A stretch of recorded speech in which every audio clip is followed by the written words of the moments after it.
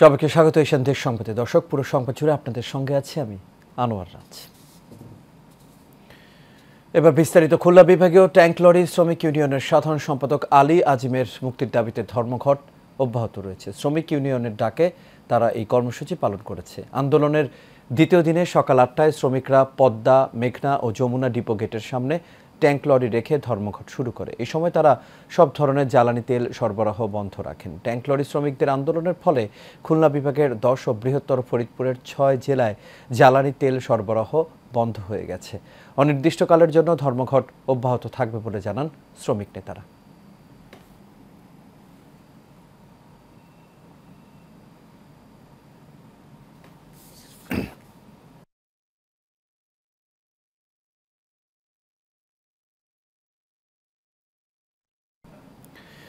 সাভারের আশুলিয়ায় সামাজিক যোগাযোগ মাধ্যমে অপপ্রচারের প্রতিবাদে সংবাদ সম্মেলন করেছে বেসরকারি ড্যাফোডিল ইউনিভার্সিটির শিক্ষার্থীরা। দুপুরে আশুলিয়ার দক্ষিণ গাজীরচট এলাকায় এই সংবাদ সম্মেলন করা হয়।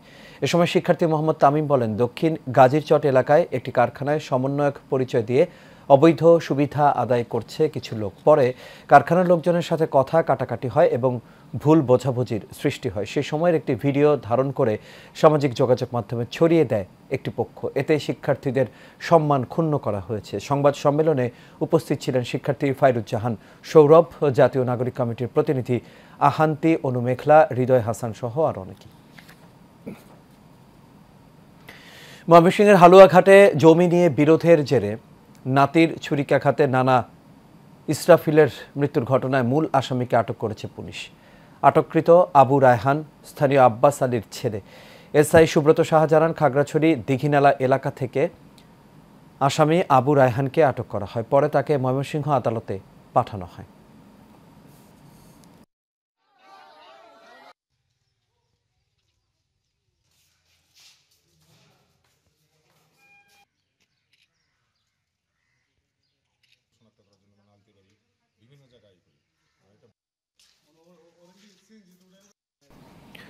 ঢাকা নবাবগঞ্জে দুর্বৃত্তের হামলায় আহত হয়েছেন ইন্ডিপেন্ডেন্ট টেলিভিশনের প্রতিনিধি নাজমুল হোসেন অন্তর। শনিবার দিবাগত রাতে উপজেলার নয়নশ্রী ইউনিয়নের রাহুতহাটি এলাকায় তার উপর এই হামলার ঘটনা ঘটে। গুরুতর আহত নাজমুল বর্তমানে ঢাকার পঙ্গু হাসপাতালে চিকিৎসাধীন রয়েছেন। জানা যায়, দুর্বৃত্তদের হাতে ধারালো অস্ত্র দেখে নাজমুল মোটর সাইকেল ফেলে দৌড়ে পালানোর চেষ্টা করলে পেছন থেকে তাকে আঘাত করা হয়। এই বিষয়ে নবাবগঞ্জ থানার ওসি মমিনুল ইসলাম বলেন, পুলিশ ঘটনাস্থল পরিদর্শন করেছে, তদন্ত শুরু করে প্রয়োজনীয় ব্যবস্থা নেওয়া হবে।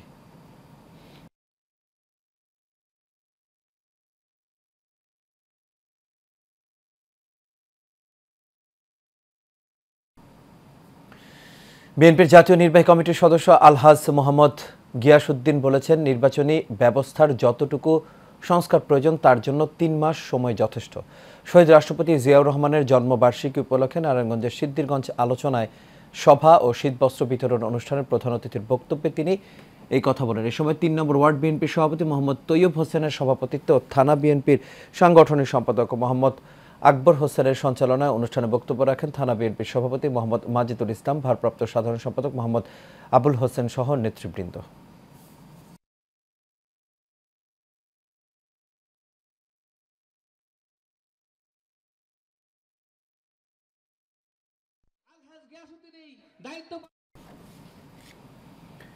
মানিকগঞ্জ সিংগাইরে আইন শৃঙ্খলা বিষয়ক মতবিনিময় সভা অনুষ্ঠিত হয়েছে। এতে উপস্থিত ছিলেন জয়মন্টপ ইউনিয়ন বিএনপি সাধারণ সম্পাদক আতাউর রহমান বাচ্চু, জামায়াতে ইসলামী জয়মন্টপ শাখার সভাপতি জাহিদ মোহাম্মদ মহিবুল্লাহ মহিব, জয়মন্টপ ইউনিয়ন বিএনপির প্রতিষ্ঠাতা ও সাবেক সভাপতি কামাল উদ্দিন মুন্সি সহ আরও অনেকেই।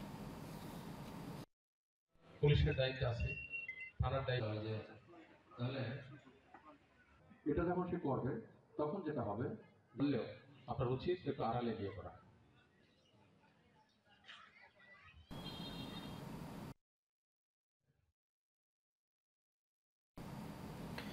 বরিশালের গৌরনদী উপজেলার টর্কি সাউদের খাল ও টর্কি বাসাইল খাল খননের উদ্বোধন করা হয়েছে। উপজেলা প্রশাসন, পৌরসভা ও স্থানীয়দের উদ্যোগে খাল খননের উদ্বোধন করেন উপজেলা নির্বাহী অফিসার ও পৌর প্রশাসক মোহাম্মদ আবু আবদুল্লাহ খান। উপস্থিত ছিলেন সহকারী কমিশনার মোহাম্মদ রাজীব হোসেন, পৌরসভার নির্বাহী প্রকৌশলী শফিকুল ইসলাম, টর্কি বন্দর বণিক সমিতির সভাপতি শরীফ শাহাবুব হাসান সহ আরও অনেকেই।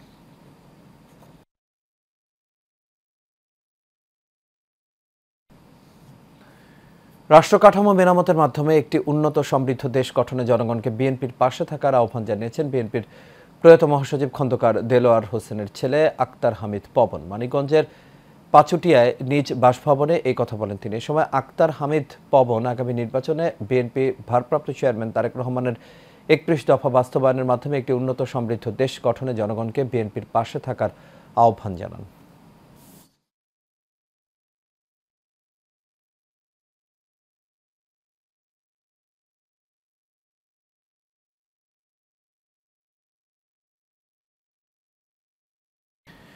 বাগেরহাটের রামপালে বর্ণাঢ্য আয়োজনে রামপাল প্রেস ক্লাবের প্রতিষ্ঠা বার্ষিকী পালিত হয়েছে। উপজেলা অডিটোরিয়ামে ক্লাবের সভাপতি এম.এ. সবুর রানার সভাপতিত্বে প্রধান অতিথি ছিলেন বিএনপির কেন্দ্রীয় কমিটির গবেষণা বিষয়ক সম্পাদক কৃষিবিদ শামীমুর রহমান শামীম। বিশেষ অতিথি ছিলেন জেলা জামায়াতের নায়েবে আমির অ্যাডভোকেট শেখ আব্দুল ওয়াদুদ, উপজেলা বিএনপির আহ্বায়ক শেখ হাফিজুর রহমান তুহিন, বাগেরহাট প্রেস ক্লাবের সভাপতি মোহাম্মদ কামরুজ্জামান ছাড়াও আরও অনেকেই সেখানে উপস্থিত ছিলেন।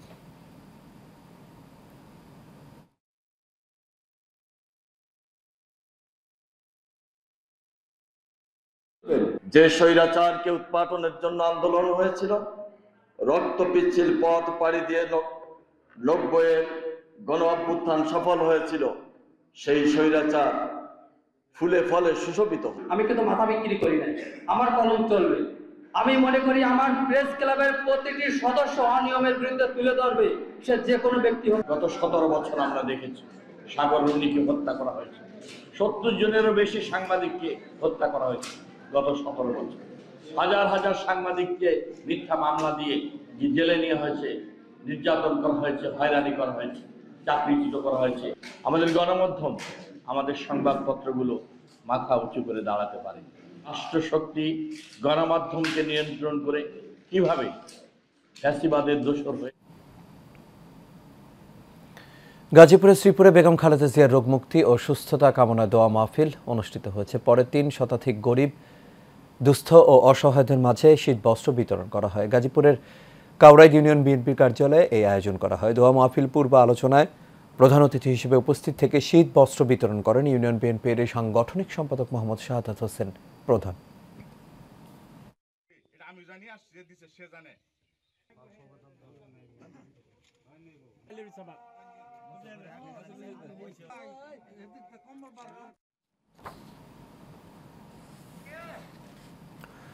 বিএনপি নির্বাহী কমিটির সদস্য কাজী মনিরুজ্জামান মনির বলেছেন, রাজনৈতিকভাবে সন্ত্রাসীদের মোকাবেলা করা হবে।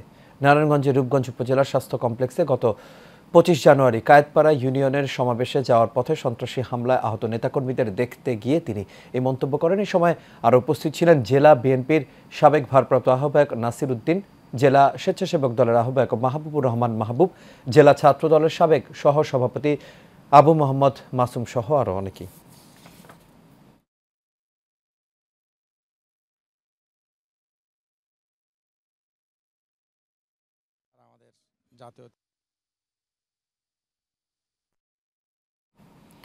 সিলেটের পুরাতন মেডিকেল সরকারি কোয়ার্টার ওয়েলফেয়ার সোসাইটির উদ্যোগে পিঠা উৎসব অনুষ্ঠিত হয়েছে। উৎসবের উদ্বোধন করেন সিলেট এম.এ.জি. ওসমানী মেডিকেল কলেজ হাসপাতালের পরিচালক ব্রিগেডিয়ার জেনারেল ওমর রাশেদ মনির ও প্রিন্সিপাল জিয়াউর রহমান।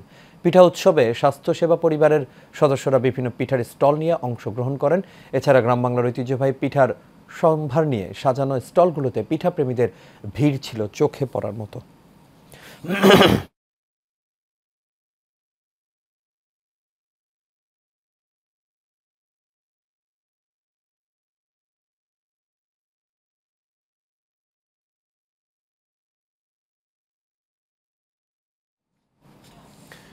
মাদককে না বলি এই প্রতিপাদ্যে সাভারের আশুলিয়ার তৈয়বপুর এলাকায় ব্যাডমিন্টন টুর্নামেন্টের ফাইনাল খেলা অনুষ্ঠিত হয়েছে। আশুলিয়ার ইয়ারপুর ইউনিয়নের তৈয়বপুর এলাকায় এই ব্যাডমিন্টন খেলার আয়োজন করা হয়। এতে প্রধান অতিথি ছিলেন উপজেলা পরিষদের সাবেক ভাইস চেয়ারম্যান দেওয়ান মোহাম্মদ মঈনুদ্দিন বিপ্লব। অনুষ্ঠানে সভাপতিত্ব করেন ইয়ারপুর ইউনিয়নের ৯ নম্বর ওয়ার্ডের সাবেক মেম্বার মোহাম্মদ কফিল উদ্দিন।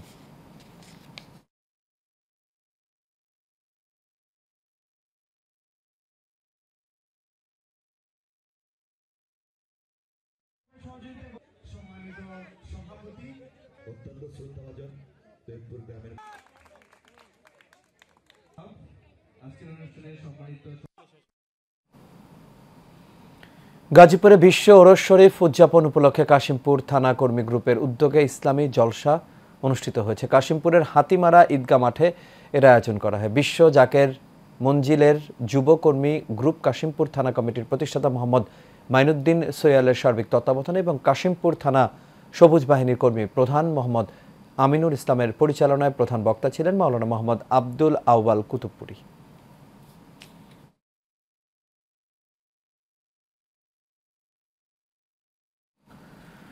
নারায়ণগঞ্জ সিদ্ধিরগঞ্জে কবরস্থানে কেন্দ্রীয় জামে মসজিদ কমপ্লেক্সে এক ওয়াজ মাহফিল অনুষ্ঠিত হয়েছে। এতে প্রধান অতিথি ছিলেন মুফতি সৈয়দ মোহাম্মদ ফজলুল করিম। বিশেষ বক্তা ছিলেন আলহাজ হযরত মাওলানা মুফতি নোমান কাশেমি। সভাপতিত্ব করেন মোহাম্মদ মনির হোসেন। এছাড়া আরও উপস্থিত ছিলেন অত্র এলাকার মুসলমান বৃন্দ।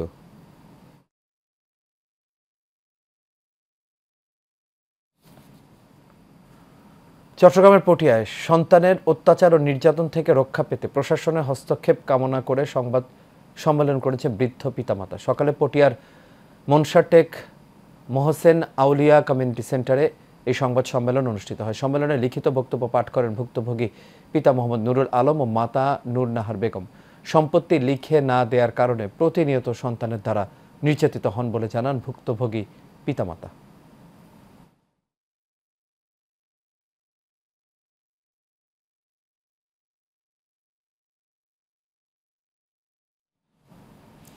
চট্টগ্রামে অসামাজিক কার্যকলাপের বিরুদ্ধে জনসচেতনতা সৃষ্টিতে এক সমাবেশ অনুষ্ঠিত হয়েছে। নগরীর ৭২ পুলে সমাজসেবামূলক সংগঠন হাজী নূর বক্স সওদাগর মহল্লা কমিটির আয়োজিত অনুষ্ঠানের প্রধান অতিথি ছিলেন বাকলিয়া থানার ভারপ্রাপ্ত কর্মকর্তা ইফতেখার উদ্দিন। এ সময় যুব সমাজকে সুন্দর ভবিষ্যতের জন্য প্রস্তুত থাকার আহ্বান জানান অতিথিরা।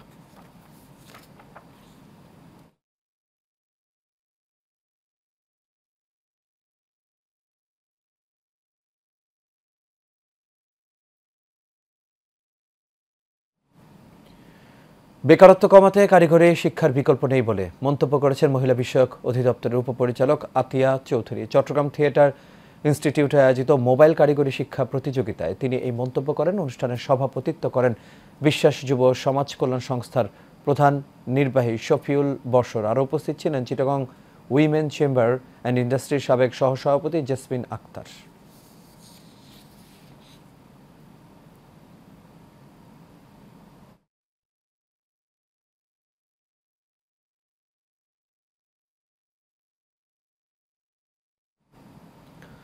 চট্টগ্রামের সাতকানিয়া টানা ৪১ দিন মসজিদে নামাজ আদায় করায় শিশুদের পুরস্কৃত করা হয়েছে। সকালে সাতকানিয়া উপজেলার সোনাকানিয়া ইউনিয়নের ডিলারপাড়া জামে মসজিদ মাঠে এই পুরস্কার বিতরণী অনুষ্ঠানের আয়োজন করা হয়। অনুষ্ঠানে নিয়মিত নামাজ আদায় করা শিশু কিশোরদের বাইসাইকেল বিতরণ করা হয়। অনুষ্ঠানে জামে মসজিদ কমিটির সাবেক সভাপতি অবসরপ্রাপ্ত সেনা কর্মকর্তা ডাক্তার জাফর আহমদের সভাপতিত্বে প্রধান অতিথি ছিলেন additional DIG apple Mahmud.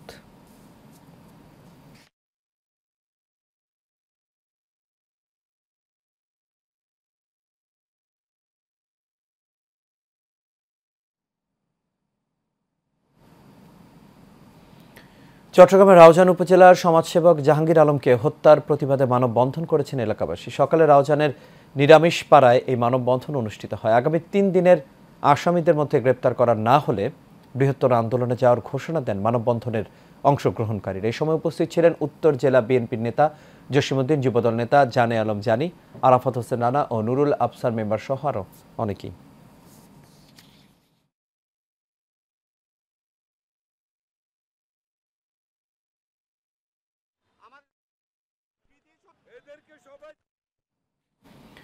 Syed Ahmadullah মাইজ ভান্ডারীর বার্ষিক ওরস উপলক্ষে চট্টগ্রামে মিলাদ ও দোয়া মাহফিল অনুষ্ঠিত হয়েছে। এতে প্রধান অতিথি ছিলেন সৈয়দ মোহাম্মদ হাসান মাইজ ভান্ডারী। এ সময় তিনি ভক্ত ও মুসলিম উম্মার জন্য দোয়া করেন। পরে আগত ভক্তদের মাঝে খাবার বিতরণ করা হয়।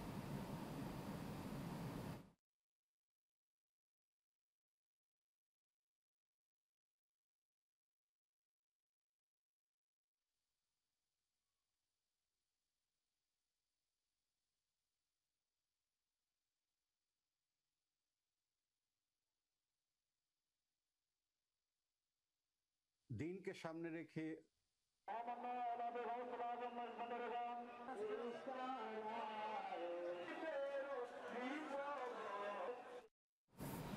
চট্টগ্রাম জেলা পর্যায়ে জাতীয় গোল্ড কাপ ফুটবল টুর্নামেন্ট বালক ও বালিকা এর সমাপনী পুরস্কার বিতরণ করা হয়েছে। জেলা ক্রীড়া অফিসার আব্দুল বারীর সভাপতিত্বে প্রধান অতিথি হিসেবে উপস্থিত ছিলেন ডেপুটি কালেক্টর আল আমিন। এ সময় আরও উপস্থিত ছিলেন সহকারী সরকারি শারীরিক কলেজের অধ্যক্ষ এস.এম. গিয়াসউদ্দিন বাবর, জেলা ফুটবল অ্যাসোসিয়েশন সভাপতি এস.এম. শহীদুল ইসলাম।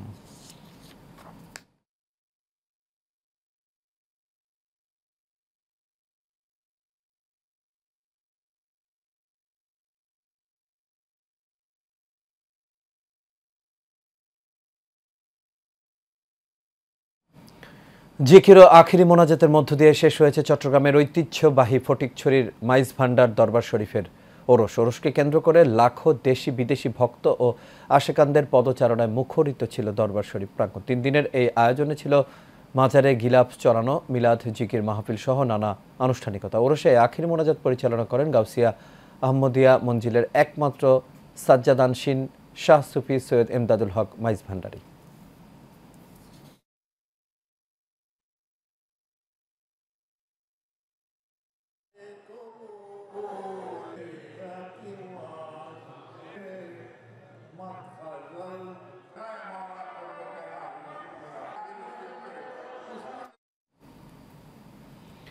লক্ষ্মীপুরের রামগঞ্জের নরিমপুরের স্মার্ট একাডেমিতে অত্যাধুনিক লেজার মেশিনের তুরস্কের অভিজ্ঞ ডাক্তার দ্বারা কয়েক হাজার শিশুর সুন্নতে খাতনা সম্পন্ন হয়েছে। সকাল 9টা থেকে বিকেল 5টা পর্যন্ত বাংলাদেশের স্মার্ট ফাউন্ডেশন ও তুরস্কের আন্তর্জাতিক সংগঠন ইন্টারন্যাশনাল ফেটার্নিটি অ্যাসোসিয়েশনের উদ্যোগে সুন্নতে খাতনার এই আয়োজন করা হয়। এতে প্রতিদিন প্রায় 5 শতাধিক বাচ্চার খাতনা সম্পন্ন হয়। অত্যাধুনিক সেবা পেয়ে ধন্যবাদ ও কৃতজ্ঞতা প্রকাশ করেন সেবাপ্রাপ্তরা।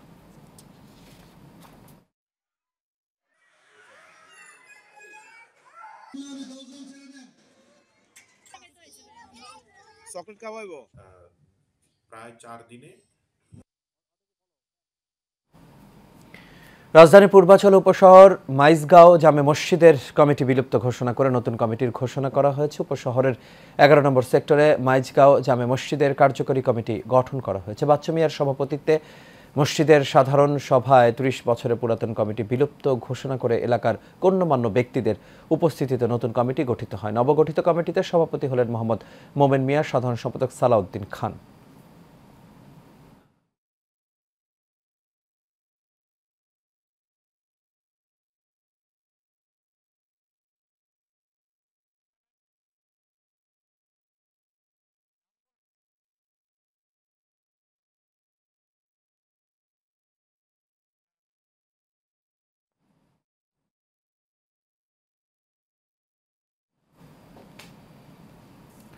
চট্টগ্রামের সাতকানিয়া টানা 41 দিন মসজিদে নামাজ আদায় করায় শিশুদের পুরস্কৃত করা হয়েছে। সকালে সাতকানিয়া উপজেলার সোনাকানিয়া ইউনিয়নের ডিলারপাড়া জামে মসজিদ মাঠে এই পুরস্কার বিতরণী অনুষ্ঠানের আয়োজন করা হয়। অনুষ্ঠানে নিয়মিত নামাজ আদায় করা শিশু কিশোরদের বাইসাইকেল বিতরণ করা হয়। অনুষ্ঠানে জামে মসজিদ কমিটির সাবেক সভাপতি অবসরপ্রাপ্ত সেনা কর্মকর্তা ডাক্তার জাফর আহমেদের সভাপতিত্বে প্রধান অতিথি ছিলেন এডিশনাল ডিআইজি আপেল মাহমুদ।